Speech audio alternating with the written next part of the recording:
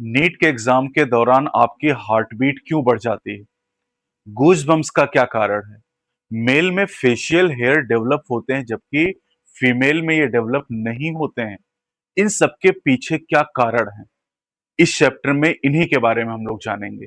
अलग अलग तरह के हार्मोन्स हमारी बॉडी के अंदर प्रोड्यूस होते हैं और इसी की वजह से ये सारी चीजें होती हैं। तो इस चैप्टर में हम डिफरेंट टाइप के हार्मोन्स और उनको प्रोड्यूस करने वाले एंडोक्राइन ग्लैंड के बारे में बात करेंगे। तो आज का हमारा चैप्टर है chemical coordination and integration. Class 11 का लास्ट चैप्टर यहाँ पर है और सबसे पहले हम लोग बात करते हैं चैप्टर के नाम को लेके, केमिकल कोऑर्डिनेशन एंड इंटीग्रेशन। पिछला चैप्टर था न्यूरल कंट्रोल एंड कोऑर्डिनेशन। ये दोनों चैप्टर के नाम में कोऑर्डिनेशन है और कोऑर्डिनेशन का मतलब मैंने आपको बताया था कि जब दो या दो से ज्यादा ऑर्गन मिलके एक दूसरे के काम को कॉम्प्लीमेंट करते हैं तो इसे हम कोऑर्डिनेशन कहते हैं। जहां पर आपको एक्सरसाइज का एक एग्जाम्पल बताया गया था। अब वहां पर यह भी बताया गया था कि जो न्यूरल सिस्टम है उसका कोऑर्डिनेशन फास्ट क्विक होता है, लेकिन वो बहुत ही शॉर्ट लिव्ड होता है। Neural system provide a point two point rapid coordination. Point two point मतलब न्यूरॉन टू न्यूरॉन सिनेप्स के थ्रू, जो आप ऑलरेडी पढ़ चुके हैं। Among organs the neural coordination is fast but short lived.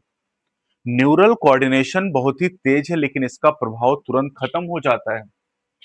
अब समस्या क्या है? समस्या है कि जो नर्व फाइबर एक्सॉन है ये do not innervate all the cells of the body. ये बॉडी की हर सेल तक संदेश नहीं पहुंचा सकते, तो हमें एक और सिस्टम चाहिए। The cellular function need to be continuously regulated. लेकिन सेल के काम को तो लगातार रेगुलेट करना है और इसलिए एक स्पेशल काइंड का कोऑर्डिनेशन और इंटीग्रेशन चाहिए जो इन सेल को रेगुलेट कर सके, और ये काम किया जाता हार्मोन्स के द्वारा। The neural system and the endocrine system jointly coordinate and regulate the physiological functions in the body। और इसलिए इन दोनों सिस्टम को मिला के हम न्यूरो एंडोक्राइन सिस्टम के नाम से जानते हैं।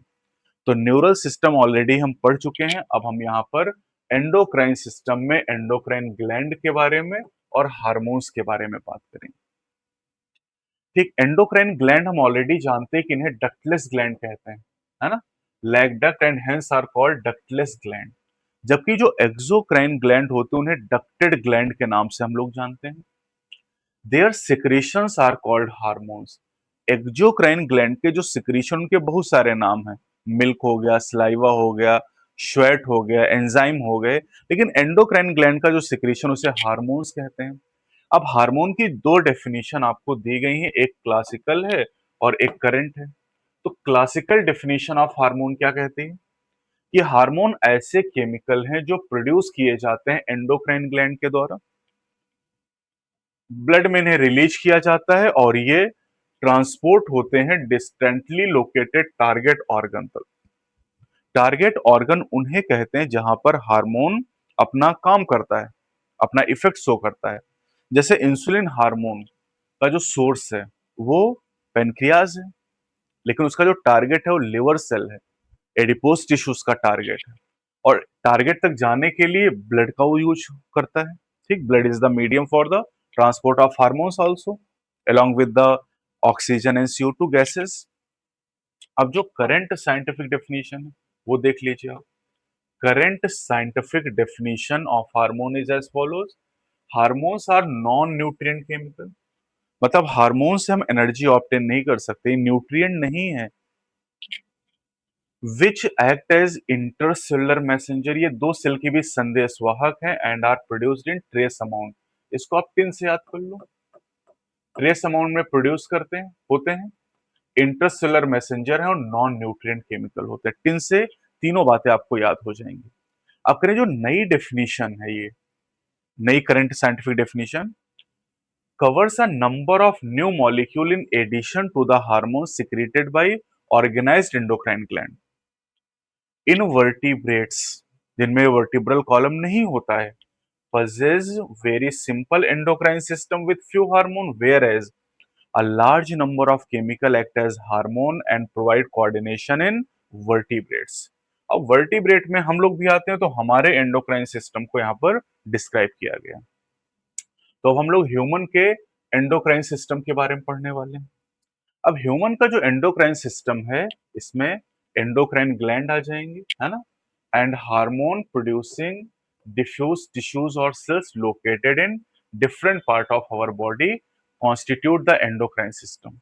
कुछ ग्लैंड के नाम आपको याद करने, जैसे pituitary, pineal, thyroid, adrenal, pancreas, parathyroid, thymus, gonad.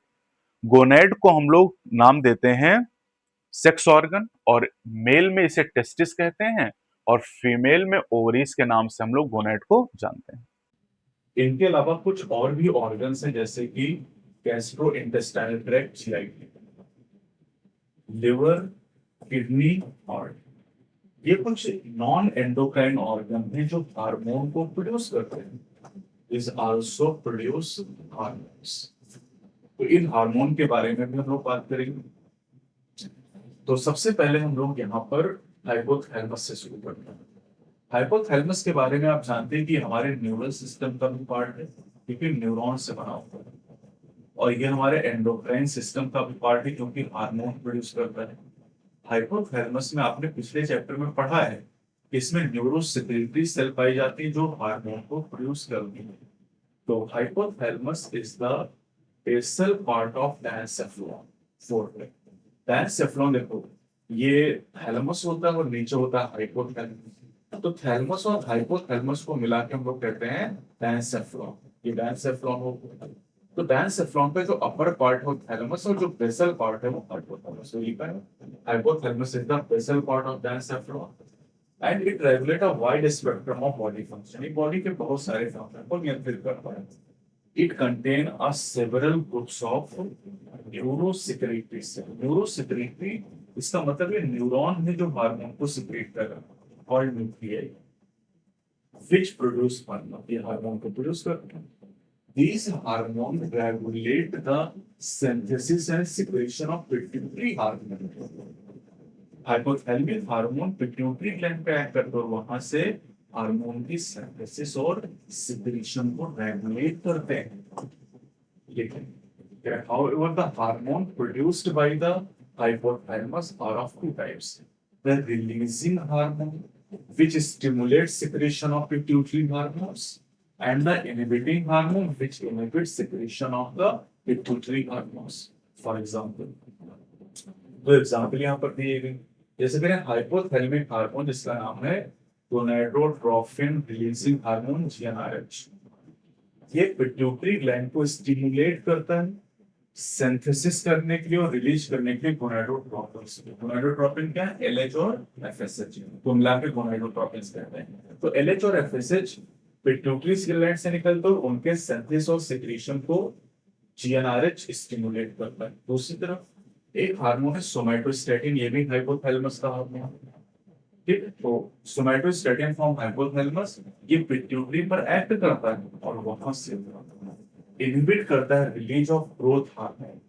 Growth hormone को पिट्यूटरी ग्लैंड रिलीज करती है, लेकिन वहां से हार्मोन के निकलने को सोमैटोस्टैटिन इनहिबिट करता है, इसलिए सोमैटोस्टैटिन एक इनहिबिटिंग हार्मोन है और जीएनआरएच एक रिलीजिंग हार्मोन यहाँ पर हो जाएगा। These hormones, कौन से hormone? Somatostatin, GnRH, originating in the hypothalamic neuron. ये हाइपोथैलेमस के न्यूरॉन में बनते हैं, pass through axons and are released from their nerve.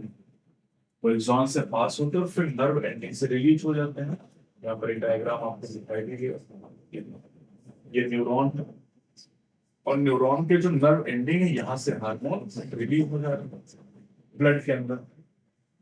फिर these hormone, मतलब hypothalamic hormone, reach the pituitary gland through a portal circulatory system and regulate the function of anterior pituitary.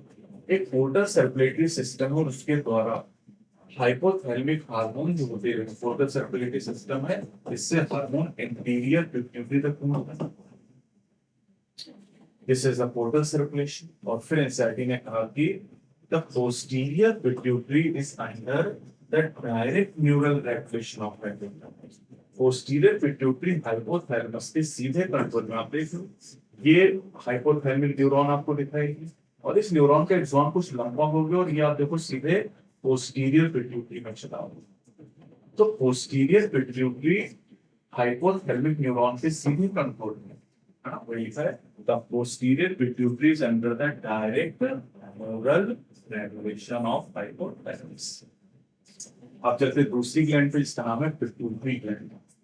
Pituitary gland एक बोनी cavity में located है हमारे school के अंदर, उस cavity को कहते हैं सिला ट्रस्टिकम। और ये जो पिट्यूटरी ग्लैंड है ये हाइपोथैलेमस से अटैच होती है स्टॉक के रोड। ठीक, यहाँ पर डायग्राम में आप देख भी सकते हैं ना, ये आपको यहाँ पर पिट्यूटरी ग्लैंड दिखाई गई है और ये हाइपोथैलेमस दिखाई गया, ये स्टॉक के द्वारा एक दूसरे से कनेक्टेड है, स्टॉक के द्वारा दोनों एक दूसरे से कनेक्टेड हो जाएंगे।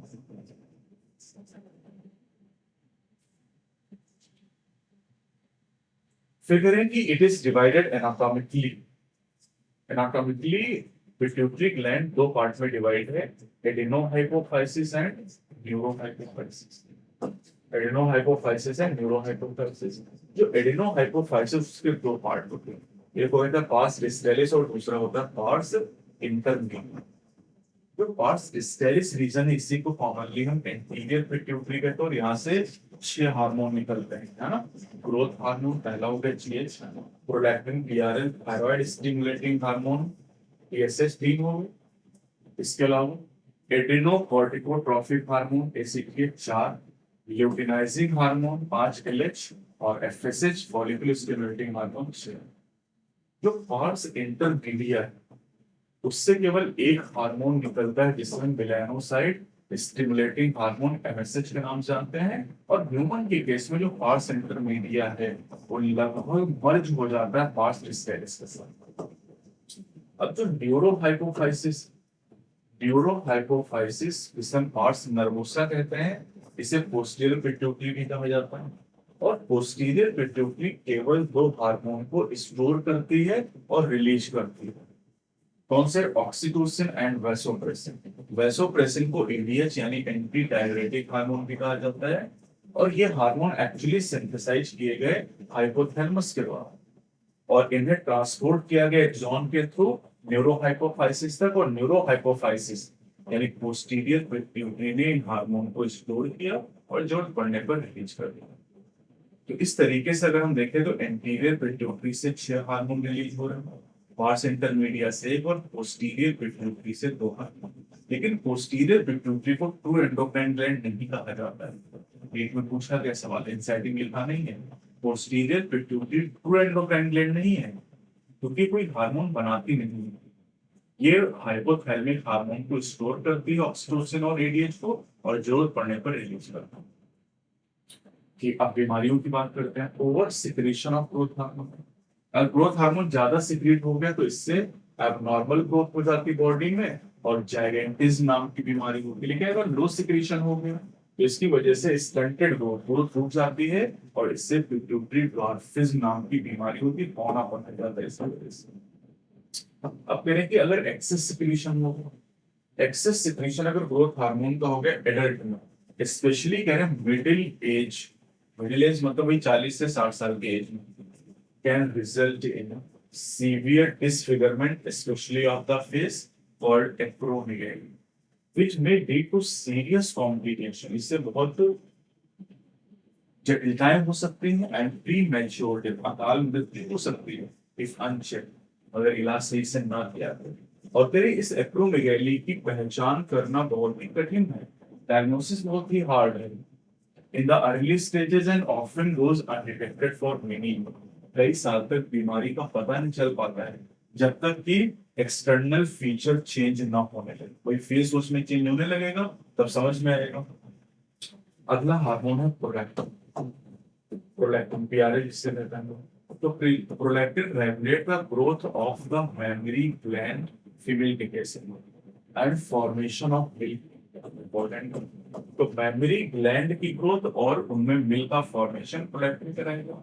लैक्टिन टर्म से पता चल रहा है, लैक्टिन मतलब ये लैक्टेशन से related.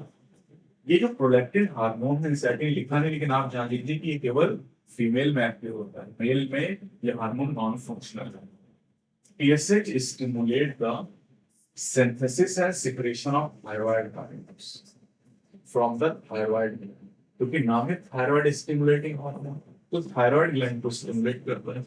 ACT adrenocorticotropic hormone stimulate the synthesis and secretion of steroid hormone called glucocorticoid from the adrenal cortex। तो नाम है एडिनोकार्टिकोट्रोपिक हार्मोन एसीटी। एडिनोकार्टिको मतलब एड्रिनल कॉर्टेक्स।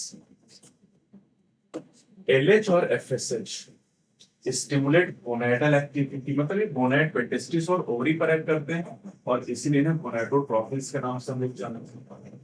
मेल के केस में जो एलएच है को स्टिमुलेट करता है synthesis and secretion of androgens from the testis, यानी एलएच टेस्टिस से एंड्रोजन के सिंथेसिस और सिक्रेशन को स्टिमुलेट कराता है। मेल के केस में जो एफएसएच और एंड्रोजन मिलके स्पर्मेटोजेनेसिस को रेगुलेट करके रिप्रोडक्शन में पड़ता है। फीमेल के केस एलएच हार्मोन ओवुलेशन कराता है और फुल्ली मैच्योर फॉलिकल जिन्हें ग्रेफियन फॉलिकल कहते हैं, और साथ ही साथ LH hormone maintain the corpus luteum, और कॉर्पस ल्यूटियम को आप जानते हैं प्रोजेस्टेरोन हार्मोन को प्रोड्यूस करता है from the remnant of the Graafian. यानी ये जो मेंटेनेंस ऑफ कॉर्पस ल्यूटियम ये भी एलएच का काम हो जाएगा। अब करें जो एफएसएच है फीमेल के केस में ये स्टिमुलेट करता है growth and development of the ovarian follicle in females. MSH act on melanocyte, these are melanin containing cell of the skin, और ये हमारी स्किन के पिगमेंटेशन को, हमारी स्किन के कलर को रेगुलेट करते हैं। Melanocyte stimulating hormone. अब आते हैं पोस्टीरियर पिट्यूटरी के हार्मोन की बात कर लेते हैं। तो oxytocin act on smooth muscles of our body, male female दोनों, एंड स्टिमुलेट देयर कॉन्ट्रैक्शन। अब इसका एक स्पेशल केस फीमेल में ऑक्सीटोसिन का, in female it stimulate a vigorous contraction of uterus at the time of child birth. यानी ये fetal ejection कराने वाला hormone and milk ejection from the mammary gland, यानी मिल्क इजेक्शन, तो fetal ejection और milk ejection दोनों में oxytocin hormone involve हो रहा है, तो ओटी के नाम से जानते हैं। अगला जो हार्मोन है वो है vasopressin ADH, act mainly on the kidney, है ना, and stimulate resorption of water and electrolyte by the distal tubule, मतलब डीसीटी हो गया, कलेक्टिंग डक्ट हो गया, and thereby reduces loss of water to urine, मतलब ये डायूरेसिस को रोकता है, और इसी से हम लोग एंटी डायूरेटिक हार्मोन एडीएच, और इसके बारे में किडनी में ऑलरेडी बात कर चुके हैं। अब कह रहे हैं कि अगर किसी भी वजह से गड़बड़ी हो जाए, इम्पेयरमेंट अफेक्टिंग सिंथेसिस और रिलीज ऑफ एडीएच की सिंथेसिस या रिलीज में कोई गड़बड़ी हो रही है, result in a diminished ability of the kidney to conserve water, तो इससे किडनी की वाटर कंजर्व करने की जो क्षमता कम हो जाएगी, leading to water loss and dehydration, and this condition is known as diabetes insipidus। diabetes mellitus का कारण है इंसुलिन डेफिशिएंसी, जबकि डायबिटीज मेलिटस का कारण है एडीएच डेफिशिएंसी। तो दो तरह की डायबिटीज है, इंसुलिन की कमी से और एक एडीएच की कमी से, दोनों आपके सिलेबस में। तीसरी ग्लैंड पे चलते हैं, पीनियल ग्लैंड। पहली ग्लैंड हो गई हाइपोथैलेमस, दूसरी पिट्यूटरी, तीसरी पीनियल ग्लैंड। तो पीनियल की लोकेशन क्या है? Dorsal side of the forebrain, और पीनियल ग्लैंड से जो हार्मोन सिक्रीट हो रहा है वो है मेलाटोनिन हार्मोन, और मेलाटोनिन काफी इंपॉर्टेंट रोल प्ले करता है in the regulation of 24 hour यानी diurnal rhythm of for example it help in the maintaining the normal rhythm of sleep wake cycle, सोने जगने का जो टाइम होता है, इस साइकिल होती है, बॉडी टेम्परेचर। इसके अलावा मेलेटोनिन मेटाबॉलिज्म को इन्फ्लुएंस करता है, पिगमेंटेशन को, the menstrual cycle as well as difference ये पीनियल ग्लैंड की बात हो गई। अगली ग्लैंड तो हम लोग चलते हैं, अगली चौथी ग्लैंड है थायराइड। पहली हाइपोथैलेमस, दूसरी पिट्यूटरी, तीसरी पीनियल, चौथी होगी थायराइड। अब थायराइड ग्लैंड जो होती है ये दो लोब से मिलकर बनी होती है, और दो लोब जो होती है वो ट्रेकिया के आइदर साइड लोकेटेड होती है ना, ट्रेकिया के ये ट्रेकिया दिखाई गई, एक ये लोब है, दूसरी ये लोब है, और दोनों लोग यहाँ पर इस्थमस के द्वारा कनेक्टेड हैं। Both lobe are interconnected with the thin flap of connective tissue और isthmus। अब जो थायराइड ग्लैंड है ये दो चीजों से मिलकर बनी होती है। इसमें फॉलिकल होते हैं जिन्हें थायराइड फॉलिकल कहते हैं, और कुछ स्ट्रोमल टिश्यू होते हैं। थायराइड फॉलिकल जो होती है उसके अंदर फॉलिकुलर सेल्स होती हैं और एक फॉलिकुलर कैविटी पाई जाती है। फॉलिकुलर सेल जो होती है दो तरह के हार्मोन यहाँ पर सिंथेसाइज करती है, एक को T3 कहते हैं और एक को T4 कहते हैं। T3 is the triiodothyronine and T4 is the tetraiodothyronine या इसे कुछ थायरोक्सिन। अब इन देखो इसमें लगा है आयोडो, आयोडो मतलब आयोडीन चाहिए, तो आयोडीन जरूरी है normal rate of hormone synthesis in the thyroid. Thyroid gland के अंदर हार्मोन को बनाने के लिए आयोडीन बहुत जरूरी है, इसलिए जो नमक हम लोग खाते हैं उसमें आयोडीन मिला दिया जाता है, आयोडाइज सॉल्ट कहा जाता है उसे। अब अगर आयोडीन की कमी हमारी डाइट में है तो इसकी वजह से बीमारियां हो जाएंगी। Deficiency of iodine in our diet result in hypothyroidism, और इसकी वजह से क्या होगा, enlargement of the thyroid gland commonly called goitre, इसे सिंपल गोइटर के नाम से जाना है। अब फिर अगर हाइपोथायराइडिज्म प्रेगनेंसी के दौरान हो गया तो इससे बच्चे का डेवलपमेंट इफेक्टिव हो जाएगा, है ना, बच्चे की जो ग्रोथ हो डिफेक्टिव हो जाएगी, लीडिंग टू स्टंटेड ग्रोथ, बच्चे की ग्रोथ रुक जाएगी, जिसे कहते हैं क्रेटिनेशन। इसके अलावा मेंटल रिटार्डेशन, बच्चा मानसिक तौर पे रिटार्डेड होगा, मतलब बहिला हो जाएगा। Low IQ, low intelligence quotient, abnormal skin, deaf mutation, बच्चा गुंगा और बहरा पैदा होगा। आप कह रहे हैं कि एडल्ट वुमेन में अगर हाइपोथायराइडिज्म हो गया, आयोडीन की कमी हो गई, तो मेंस्ट्रुअल साइकिल इरेगुलर हो सकती है। आप कह रहे हैं कि अगर कैंसर हो गया thyroid gland, cancer of thyroid gland या नोड्यूल फॉर्मेशन थायराइड ग्लैंड में, तो इससे जो सिंथेसिस और सिक्रीशन का रेट है थायराइड हार्मोन का वो बढ़ जाता है, इंक्रीज हो जाता है to abnormal high level, leading to a condition called hyperthyroidism which adversely affect the body physiology। अब हाइपरथायराइडिज्म का एग्जांपल है एब्जॉर्प्थेल्मिक बर्डन। ये एक हाइपरथायराइडिज्म का केस है जिसमें एनलार्जमेंट होता है थायराइड ग्लैंड। देखो थायराइड ग्लैंड हाइपो के केस में भी एनलार्ज हो रही है ना, हाइपो के केस में भी थायराइड ग्लैंड एनलार्ज हो रही है और हाइपर के केस में हो रही है। प्रोट्रूजन ऑफ आईबॉल्स, मतलब ऐसा लगता है कि आंखें बाहर निकली आ रही हैं। Increased BMR, basal metabolic rate बढ़ जाएगा और वेट लॉस, और इसे हम ग्रेव्स डिजीज के नाम से भी जानते हैं। तो एब्जॉर्प्थेल्मिक गोइटर एक ग्रेव डिजीज, ये हाइपरथायराइडिज्म का केस एक इंपॉर्टेंट। अब फिर जो थायराइड हार्मोन ये काम क्या करते हैं, तो ये इंपॉर्टेंट रोल प्ले करते हैं regulation of basal metabolic rate, यानी ये हमारे बीएमआर को रेगुलेट करने का काम करते हैं। These hormones also support the process of RBC formation। Bone marrow के अंदर आरबीसी फॉर्मेशन को भी सपोर्ट करते हैं। Thyroid hormone control the metabolism of carbohydrate, protein and fat. Maintenance of water and electrolyte balance is also influenced by the thyroid hormone. Thyroid gland also secrete a protein hormone called thyrocalcitonin TCT, which regulate the blood calcium level, और blood calcium level को क्या करता है, decrease करता है। Thyrocalcitonin hormone blood calcium level को decrease करता है। अब आते हैं पैराथायरॉइड ग्लैंड। पहली ग्लैंड कौन सी, हाइपोथैलेमस, दूसरी पिट्यूटरी, तीसरी पीनियल, चौथी थायराइड और पांचवी पैराथायरॉइड। पैराथायरॉइड ग्लैंड जो होती है वो दो पेयर यानी चार होती है। 4 parathyroid gland are present on the back side of the thyroid gland, one pair each in the two lobes of the thyroid gland। Thyroid gland के दो लोब होते हैं, है ना, और अगर आप पोस्टीरियर साइड से, तो ये वेंट्रल भी दिखाया गया, ये डॉर्सल भी दिखाया गया, बैक साइड से देखोगे तो एक लोब में दो पैराथायरॉइड ग्लैंड, तो दो लोब में हो जाएंगी 4 parathyroid gland. The parathyroid gland secrete a peptide hormone called parathyroid, आसान नाम, ग्लैंड का नाम पैराथायरॉइड ग्लैंड, हार्मोन का नाम parathyroid hormone PTH। The secretion of PTH is regulated by the circulating level of calcium। अभी आपने देखा है जो पीसीटी है ये भी कैल्शियम लेवल से रिलेटेड है और पीटीएच भी कैल्शियम लेवल से रिलेटेड है। देखते हैं जरा इसको। Parathyroid hormone PTH increases the calcium level, जबकि पीसीटी कैल्शियम लेवल को डिक्रीज कर रहा है।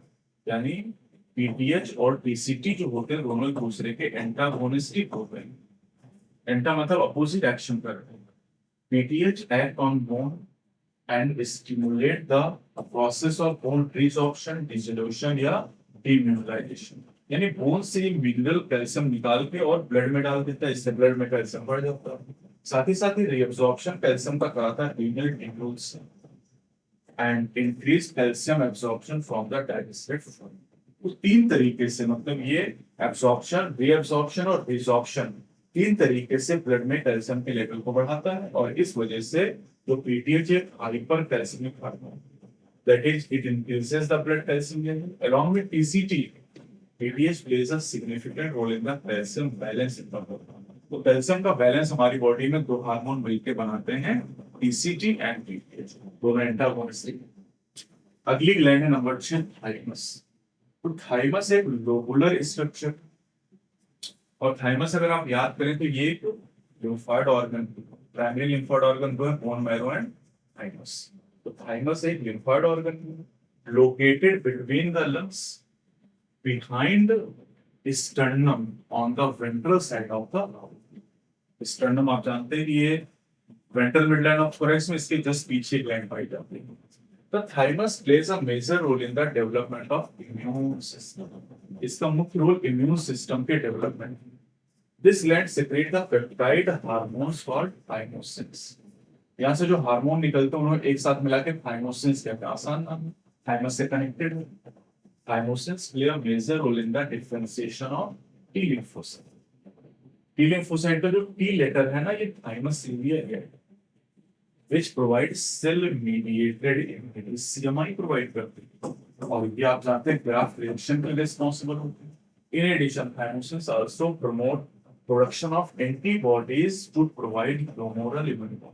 और एंटीबॉडी कौन प्रोड्यूस करता है? lymphocyte। Thymus is degenerated in old individual, resulting in decreased production of thymosin। As a result, the immune responses of old person become weak।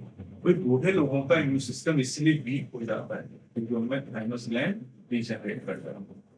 अगली ग्लैंड है नंबर 7 एड्रिनल ग्लैंड। एक फिर एड्रिनल ग्लैंड पाई जाती है on the, अब यहाँ पर थोड़ा सा चेंज एनसीईआरटी में किया गया है।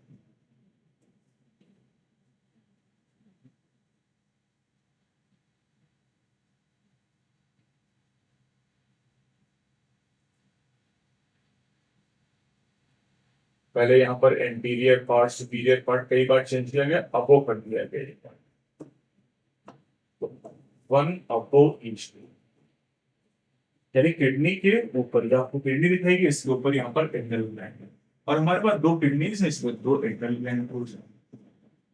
The gland is composed of two types of tissues. एक सेंट्रली लोकेटेड जो टिश्यू होता है उसे हम लोग एड्रिनल मेडुला कहते हैं, और जो पेरिफेरल आउटर पार्ट होता है उसे एड्रिनल कॉर्टेक्स का नाम दिया जाता है। अब करें कि अंडर प्रोडक्शन, अंडर का मतलब कम प्रोड्यूस हो रहा है hormone by the adrenal cortex alter, alter मतलब change carbohydrate metabolism causing acute weakness. करें अगर हार्मोन का प्रोडक्शन एड्रिनल कॉर्टेक्स से कम हो जाए तो कार्बोहाइड्रेट की मेटाबॉलिज्म प्रभावित होगी, एक्यूट वीकनेस बहुत कमजोरी होगी और फटीग थकावट होगी, leading to a disease called Addison disease. Addison disease due to hyposecretion from the adrenal cortex. ये आप देख सकते हैं किडनी के अबो एड्रिनल ग्लैंड है, इसमें inner part is the adrenal medulla and outer part is the adrenal cortex. तो medulla से शुरू करते हैं। एड्रिनल मेडुला से दो हार्मोन सिक्रीट होते हैं, एक को कहते हैं एड्रेनालिन या एपिनेफ्रिन और दूसरा नॉर एड्रेनालिन या नॉर एपिनेफ्रिन। इन दोनों हार्मोन को मिला के कैटेकोलामिन्स कहा जाता है। एड्रेनालिन और नॉर एड्रेनालिन, अगर आप रेगुलेशन याद करें कार्डियक एक्टिविटी, वहां मैंने आपको बताया भी था। तो ये दोनों हार्मोन प्रोड्यूस होते हैं rapidly secreted in response to stress of healing. NEET का पेपर आप देने चाहते हैं और पेपर देते समय उसके पहले जो आपको घबराहट होती, पसीना आता है, वो इसी वजह से होता है। स्ट्रेस ऑफ एनी काइंड, किसी भी तरह का स्ट्रेस है, ये हार्मोन बहुत तेजी से निकलते हैं ड्यूरिंग इमरजेंसी सिचुएशन, और इसीलिए इन्हें इमरजेंसी हार्मोन या हार्मोन्स ऑफ फाइट और फ्लाइट कहा जाता है, कि लड़ो या भागो। These हार्मोन इंक्रीज अलर्टनेस, ये हमारी अलर्टनेस को, सतर्कता को बढ़ाते हैं। प्यूपिलरी डायलेशन, प्यूपिल को डायलेट करते हैं ताकि हमें आसानी से चीजें दिखाई दें। Pilo erection, racing of air, goosebumps इन्हें कहते हैं, रोंगटे खड़े हो गए। स्वेटिंग, इसके अलावा ये दोनों हार्मोन हमारे हार्ट बीट को बढ़ाते हैं, दिल की धड़कन बहुत तेज हो जाती है। Strength of heart contraction, the rate of the respiration, यानी आपका हार्ट रेट, ब्रीदिंग रेट है ना, स्ट्रेंथ ऑफ हार्ट कॉन्ट्रैक्शन, जिससे आपका कार्डियक आउटपुट बढ़ जाएगा। Catecholamine also stimulate breakdown of glycogen, और glycogen is the polymer of glucose. जब ग्लाइकोजन का ब्रेकडाउन होगा तो इसकी वजह से ग्लूकोज का कंसंट्रेशन ब्लड में बढ़ जाएगा। In addition they also stimulate the breakdown of lipid and protein, ये सब कैटेकोलामिन्स का है। अब आते हैं एड्रेनल कॉर्टेक्स की बात करें। जो एड्रेनल कॉर्टेक्स है, तीन जोन में डिवाइड होता है ये लेयर। जो सबसे आउटर लेयर है उसे हम लोग कहते हैं जोना ग्लोमेरुलोसा, मिडिल लेयर को कहते हैं जोना फेसिकुलेटा, और जो इनर लेयर है उसे कहते हैं जोना रेटिकुलर। हमेशा सीक्वेंस आउटर से इनर याद करिए, लिखा चाहे जैसे एनसीईआरटी। अब एड्रेनल कॉर्टेक्स से कई सारे हार्मोन निकलते हैं जिन्हें मिला के कहते हैं कॉर्टिकॉइड्स, ठीक है। अब कॉर्टिकॉइड जो ये तीन तरह के हैं, पर बताएंगे the corticoid which are involve in carbohydrate metabolism और ग्लूकोकॉर्टिकॉइड। और हमारी बॉडी में कई सारे कॉर्टिकॉइड हैं, लेकिन जो मेन ग्लूकोकॉर्टिकॉइड है उसका नाम है cortisol. Cortisol is the main glucocorticoid. अब फिर corticoid which regulate the balance of water and electrolyte in our body is called mineralocorticoid, और main mineralocorticoid aldosterone. Aldosterone is the main mineralocorticoid in our body. और aldosterone already आप पढ़ चुके हैं kidney function में, जब आपने पढ़ा था कि किस तरीके से रेगुलेशन होता है, तो वहां पर आपने एल्डोस्टेरोन के बारे में पढ़ा था, conditional reabsorption of sodium and water. ठीक, अब आती है glucocorticoid. Cortisol stimulate gluconeogenesis. Gluconeogenesis का मतलब नॉन कार्बोहाइड्रेट से कार्बोहाइड्रेट बनते हैं, प्रोटीन से आप कार्बोहाइड्रेट बनाते हैं। लाइपोलिसिस लिपिड के ब्रेकडाउन, प्रोटियोलिसिस प्रोटीन का breakdown, and inhibit cellular uptake and utilisation of amino acid. मतलब ग्लूकोकॉर्टिकॉइड हमारी बॉडी के सेल को अमीनो एसिड को लेने और यूज करने से मना करता है, इनहिबिट करता है। Cortisol is also involved in maintaining the cardiovascular system as well as kidney functions. Glucocorticoid, particularly cortisol, produces anti-inflammatory reaction. Inflammation कौन कॉज कर रहा है? बेसोफिल से जो हिस्टामिन सेरोटोनिन निकल रहा है, और ये एंटी-इंफ्लेमेटरी रिएक्शन प्रोड्यूस करता है and suppress the immune response. ये इम्यून रिस्पांस को सप्रेस करता है, मतलब ये ऑर्गन ट्रांसप्लांटेशन के लिए हेल्पफुल है, इम्यून सिस्टम को सप्रेस कर रहा है। Cortisol stimulate the RBC production, और इम्यून सिस्टम को सप्रेस करने के लिए हम लोग एक दवाई यूज करते हैं, साइक्लोस्पोरिन। ऑर्गन ट्रांसप्लांट करने वाले जो जिनमें ट्रांसप्लांट किया था उनमें दिया जाता है। तो ये आरबीसी प्रोडक्शन को भी स्टिमुलेट करता है। थायराइड हार्मोन ये काम कर रहे हैं। Aldosterone act mainly at the renal tubule and stimulate the reabsorption of sodium and water and excretion of potassium and phosphate. तो कह रहे एल्डोस्टेरोन सोडियम और वाटर का रिएब्सॉर्प्शन कराता है renal tubule से, और पोटेशियम और फॉस्फेट आयन का एक्सक्रीशन कराता है। ये पोटेशियम आयन को पढ़ा था, फॉस्फेट यहाँ पर पहली बार मिला, तो ये ध्यान रखिएगा। 10 aldosterone help in the maintenance of electrolyte, body fluid volume, osmotic pressure, ये भी टर्म पहली बार एनसीईआरटी में मिला आपको, एंड ब्लड प्रेशर।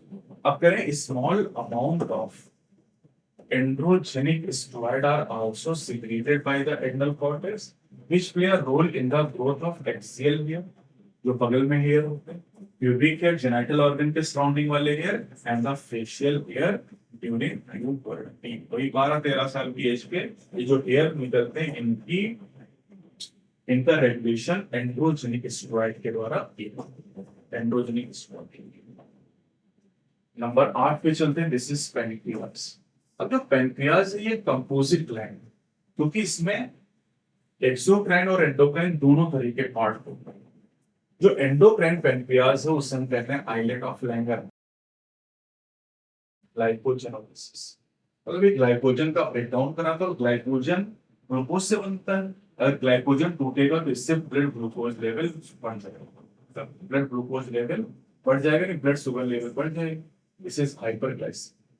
इसके अलावा ग्लूकागॉन हार्मोन ग्लूकोनियोजेनेसिस कराता है, नॉन कार्बोहाइड्रेट से कार्बोहाइड्रेट ग्लूकोज बना रहा है और इसकी वजह से भी हाइपरग्लाइसीमिया। ग्लूकागॉन सेल को ग्लूकोज यूज करने से और लेने से मना करता है, रिड्यूस करता है, और इस वजह से ये हाइपरग्लाइसीमिक हार्मोन।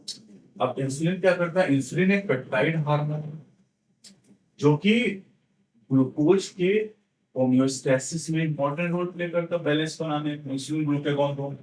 इंसुलिन का जो टारगेट है वो hepatocyte, liver cell and adipocyte, cells of adipose tissue. और ये क्या करता है? enhances cellular glucose uptake and utilization।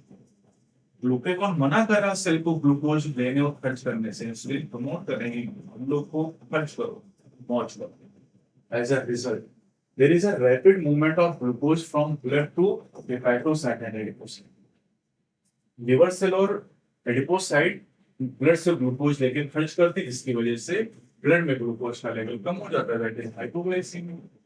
Insulin also stimulates conversion of glucose to glucose, that is glycogenesis in the target cell। और अगर glucose glycogen में बदलेगा तो इसकी वजह से भी ब्लड में ग्लूकोज का लेवल कम होगा, यानी ये जो इंसुलिन है ये हाइपोग्लाइसेमिक हार्मोन हो जाएगा, यानी इंसुलिन ग्लूकागॉन एंटागोनिस्टिक हो जाएगा। इस तरीके से ग्लूकोज का जो बैलेंस है, होमियोस्टेसिस, ये ब्लड में दोनों हार्मोन मिलकर बनाते हैं, insulin and glucagon. Insulin and glucagon दोनों मिलकर बनाते हैं। अपने प्रोलॉन्ग्ड हाइपरग्लाइसेमिया, लंबे समय तक किसी पर्सन के ब्लड में अगर ग्लूकोज का लेवल बढ़ा रहेगा तो इससे एक बीमारी हो जाएगी, इसे diabetes mellitus which is associated with loss of glucose through urine, that is called glycosuria. बढ़ चुके हैं and formation of hormone compound होना कीटोन बॉडीज, और ये भी यूरिन की तरह बॉडी के बाहर जाएंगे, ketonuria. And diabetic patients are successfully treated with insulin therapy, जो ऑलरेडी हम बायोटेक में पढ़ चुके हैं। एली लिली कंपनी ने 1983 में इंसुलिन को बना लिया इकोलाई के अंदर। इकोलाई वाला सवाल अभी नेक्स्ट 26 से पूछा। अब अगले टॉपिक पे चलते हैं, दैट इज टेस्टिस, यानी गोनेड के टॉपिक पे। मेल में गोनेड टेस्टिस और फीमेल में गोनेड ओवरिस हो जाएंगे। तो अब pair of testis is present in the scrotal cell, ठीक है, आउटसाइड एब्डोमेन और मेल इंडिविजुअल्स। और इस स्क्रोटल सैक में इसलिए क्योंकि यहाँ पर टेम्परेचर 2 से 2.5 डिग्री सेल्सियस कम होता है। टेस्टिस परफॉर्म डुअल फंक्शन, इसके दो काम। ये प्राइमरी सेक्स ऑर्गन, मतलब ये गैमेट बनाते हैं, as well as endocrine gland भी हार्मोन भी प्रोड्यूस करता है। टेस्टिस के अंदर सेमिनिफेरस ट्यूब्यूल और स्ट्रोमल या इंटरस्टिशियल टिश्यू होते हैं, और इस इंटरस्टिशियल टिश्यू के अंदर लेडिक सेल या इंटरस्टिशियल सेल प्रेजेंट होती है। और ये जो इंटरस्टिशियल सेल, जो इंटरस्टिशियल टिश्यू या इंटरट्यूबुलर स्पेस में प्रेजेंट है, ये एक हार्मोन प्रोड्यूस करते हैं जिसे एंड्रोजन्स कहते हैं, मेनली टेस्टोस्टेरोन और एक स्टेरॉइड हार्मोन। अभी एंड्रोजन क्या करते हैं? Androgens regulate the development, maturation and function of male accessory sex organ like epididymis, जो कि एक्सेसरी डक्ट है, वास डिफरेंस, सेमाइनल वेसिकल जो कि एक्सेसरी ग्लैंड है, prostate gland, urethra accessory duct हो जाएगी। दीज हार्मोन रेगुलेट या स्टिमुलेट मस्कुलर ग्रोथ। तो मसल की जो ग्रोथ होती है मेल में ज्यादा होती है टेस्टोस्टेरोन की वजह से। Growth of facial and axillary, देखो एंड्रोजेनिक स्टेरॉइड्स हो तो फेशियल, एक्सिलरी और प्यूबिक तीनों की ग्रोथ कराते हैं। ये फेशियल और एक्सिलरी हेयर एग्रेसिवनेस, जो मेल का एग्रेसिवनेस वो सेल्फ प्रवृत्ति है, और टेस्टोस्टेरोन की वजह से low pitch of voice. Female की जो वॉइस है वो हाई पिच्ड होती है, मेल में लो पिच वॉइस होती है। Androgens play a major stimulatory role in the process of spermatogenesis, formation of sperm। Androgen है ये स्पर्म फॉर्मेशन में रोल है, androgen act on the central neural system and influence the mail sexual behaviour, जिसे कहते हैं libido. Each hormone produce anabolic and synthetic effect on protein and carbohydrate metabolism. Thyroid hormone याद करिए तो वो protein, carbohydrate, fat तीनों की metabolism में रोल प्ले कर रहे हैं। फीमेल में गोनेट को ओवरी के नाम से जानते हैं। तो females have a pair of ovaries located in the abdomen. यहाँ पर एब्डोमेन के अंदर, टेस्टिस एब्डोमेन के बाहर होते हैं। Ovaries the primary female sex organ which produces one ovum during each menstrual cycle। ये सब न्यूमरिक ऑप्शन में हम लोग पढ़ते हैं। In addition, ovary also produces two group of squared hormones called estrogen and progesterone. The ovary is composed of ovarian follicle and stromal tissue. The estrogen is synthesized and secreted mainly by the growing ovarian follicle। यानी जो primary follicle, secondary follicle, tertiary follicle है उनके द्वारा। After ovulation, the ruptured follicle is converted into a structure called corpus luteum, which secrete mainly progesterone। अब नाम की बात कर लेते हैं। Estrogens produce wide-ranging actions such as the stimulation of growth and activities of female secondary sex organ, accessory duct, accessory gland, development of growing ovarian follicle, appearance of female secondary sex character जैसे high pitch of voice, male में low pitch voice है, female में high pitch voice है। Mammary gland development, उसमें भी estrogen का role है। And estrogen also regulate female sexual behaviour. Male sexual behaviour testosterone, female sexual behaviour estrogen. अब आते हैं प्रोजेस्टेरोन की बात करते हैं। Progesterone support pregnancy, P for progesterone, P for pregnancy. Pregnancy को सपोर्ट करने वाला मुख्य हार्मोन है। Progesterone also act on the memory gland and stimulate the formation of alveoli, sac-like structure which store milk and milk secretion। तो progesterone milk secretion कराता है, इसके अलावा एल्वेलाई फॉर्मेशन कराता है, और जो मेमोरी ग्लैंड का डेवलपमेंट है वो एस्ट्रोजन कराता है। तो प्रोजेस्टेरोन प्रेगनेंसी को सपोर्ट करने वाला सबसे मुख्य हार्मोन इंपॉर्टेंट है। अब आते हैं यहाँ पर hormones of heart, kidney, GIT, इन हार्मोन की बात करते हैं। ये नॉन एंडोक्राइन ग्लैंड है, ऑर्गन है, लेकिन इनसे हार्मोन प्रोड्यूस होते हैं। Hormones are also secreted by some tissues which are not endocrine। For example, the arterial wall of our heart secrete a very important peptide hormone called arterial natriuretic factor ANF।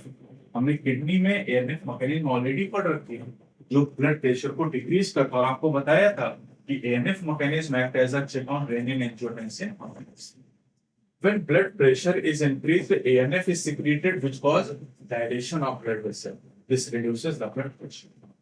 फिर यहाँ पर आपको दिया गया है juxtaglomerular cell of the kidney, वही JG cell जो JGA में थी। Produce a peptide hormone called erythropoietin, which stimulate erythropoiesis and formation of the RBC। वैसे आरबीसी के फॉर्मेशन में थायराइड हार्मोन का रोल है, कॉर्टिसोल का रोल है, टेस्टोस्टेरोन का रोल है, लेकिन मेन हार्मोन एरिथ्रोपोइटिन। फिर करें endocrine cell present in different part of gastrointestinal tract GIT secrete four major peptide hormones, namely gastrin, secretin, cholecystokinin, CCK and gastric inhibitory peptide GIP। अब एक एक करके हम लोग जानेंगे। सबसे पहला है गैस्ट्रिन। तो gastrin act on gastric gland, stomach, and stimulate the secretion of hydrochloric acid HCl and pepsinogen। HCl और pepsinogen को secrete करता है। secretin हार्मोन यह करता है एक्सोक्राइन पैनक्रियाज के ऊपर, और वहां से सिक्रीशन कराता है वाटर एंड व्हाइट हार्मोन। सीसीके की बात करें तो ये बोथ पैनक्रियाज और गॉल ब्लैडर पैक करता है, और पैनक्रियाज से सिक्रीशन कराता है पैनक्रियाटिक एंजाइम का, और पैनक्रियाटिक एंजाइम वाटर और बाइकार्बोनेट आयन के साथ मिलकर पैनक्रियाटिक जूस बनाते हैं, और गॉल ब्लैडर से पाई जूस रिलीज कराता है।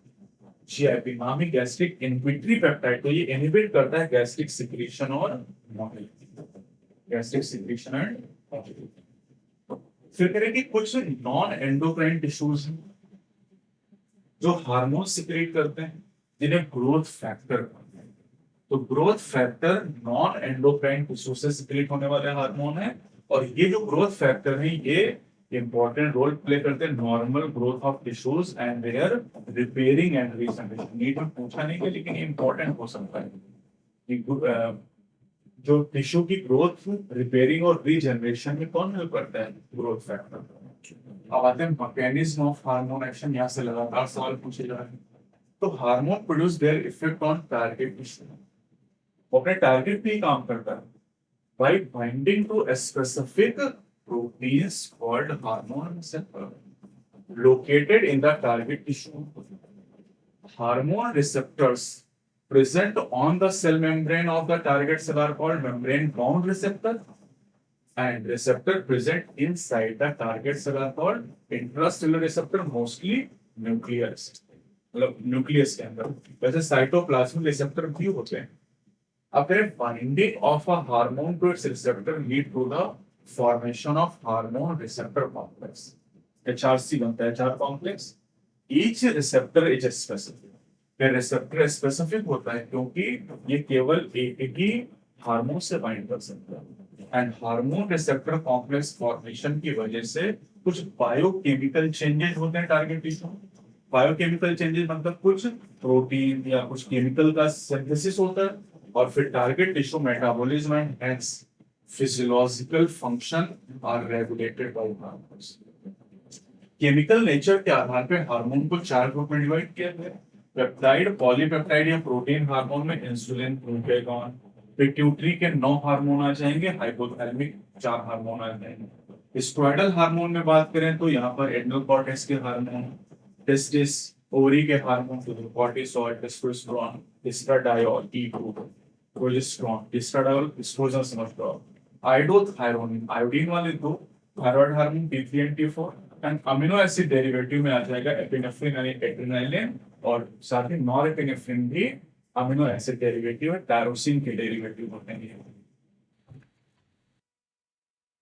जो हार्मोन इंटरेक्ट करते हैं मेम्ब्रेन बाउंड रिसेप्टर से, नॉर्मली वो टारगेट सेल के अंदर एंटर नहीं करते हैं, बल्कि वो सेकंड मैसेंजर जनरेट करते हैं, जैसे cyclic AMP, adenosine monophosphate, IP3 inositol triphosphate, calcium ion etcetera. और ये जो सेकंड मैसेंजर हैं ये रेगुलेट करते हैं सेलुलर मेटाबॉलिज्म। जैसे यहाँ पर आप देख सकते हैं, यहाँ पर FSH हार्मोन है। FSH पिट्यूटरी का हार्मोन, तो फिर प्रोटीन हार्मोन होगा। अब प्रोटीन हार्मोन तो इसका रिसेप्टर मेम्ब्रेन बाउंड है, ये देखो रिसेप्टर, ये ओवेरियन सेल मेम्ब्रेन है, उसके मेम्ब्रेन के ऊपर रिसेप्टर है। अब इसके साथ बाइंडिंग करने से HR कॉम्प्लेक्स बनेगा। HR कॉम्प्लेक्स बनने के बाद ये रिस्पॉन्स 1 हो गया। फिर generation of second messenger, cyclic MP या कैल्शियम या IP3, और फिर बायोकेमिकल रिस्पॉन्स आएगा, कुछ प्रोटीन बनेंगी, और फिर फिजियोलॉजिकल रिस्पॉन्स यानी ओवेरियन ग्रोथ हो जाएगी। तो this is the functioning of the protein hormone. फिर कह रहे हैं कि जो हार्मोन इंटरेक्ट करते हैं इंट्रासेलुलर रिसेप्टर, जैसे स्टेरॉयड हार्मोन हो गए, आइडोथायरोनिन हो गए, ये जीन एक्सप्रेशन कराते हैं और क्रोमोसोम फंक्शन को रेगुलेट करते हैं by interaction of hormone receptor complex with the genome. मतलब ये सीधे सेल के अंदर एंटर कर जाते हैं। ये देखो एस्ट्रोजन हार्मोन है, इसका जो रिसेप्टर है हार्मोन का वो सीधे न्यूक्लियस के अंदर है। यहाँ पर हार्मोन रिसेप्टर कॉम्प्लेक्स बना, सीधे जीनोम से जुड़ गया, और उसके बाद में यहाँ पर कोई भी सेकेंड मैसेंजर की जरूरत ही नहीं है। तो यहाँ पर प्रोटीन बनी, मतलब बायोकेमिकल रिस्पॉन्स, और उसके बाद physiological response, tissue growth and differentiation, uterine growth हो गई यहाँ। तो वही देखिए यहाँ पर लिखा है कि मोस्टली रेगुलेट जीन एक्सप्रेशन और chromosome function by the interaction of hormone receptor complex with the genome.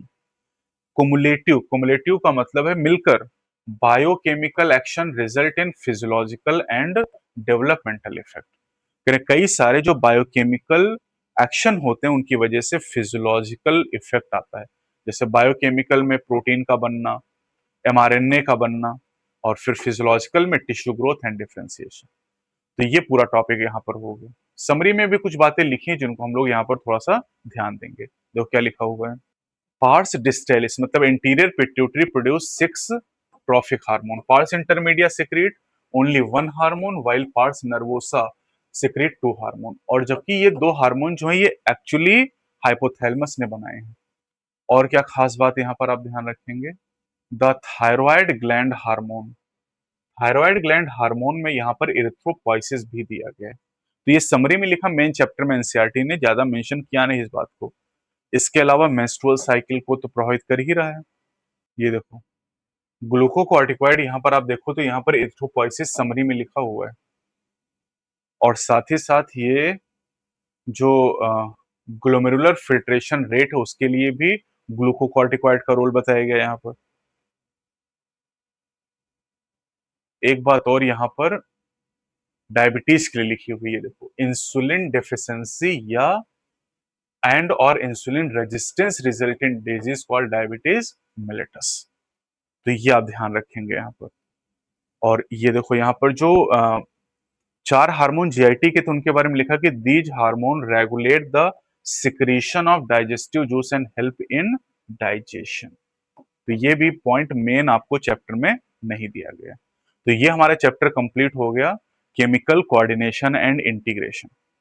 इसके साथ ह्यूमन फिजियोलॉजी कंप्लीट हो जाती है। अब अगली जो यूनिट हम लोग स्टार्ट करेंगे वो प्लांट फिजियोलॉजी, जहां पर 3 चैप्टर हैं और वेटेज काफी ज्यादा है। ह्यूमन फिजियोलॉजी के 6 चैप्टर से जितने सवाल इस समय नीट में आ रहे हैं, उतने ही 3 चैप्टर से प्लांट फिजियोलॉजी से पूछे जा रहे हैं। तो काफी ज्यादा वेटेज अब है, 3 ही चैप्टर हैं लेकिन सवाल 10-12 पूछे जा रहे हैं इस समय। तो उस यूनिट की शुरुआत हम अगले लेक्चर से करेंगे। चैनल पे नए तो चैनल को सब्सक्राइब करें, वीडियो को लाइक और शेयर जरूर करें। Best of luck.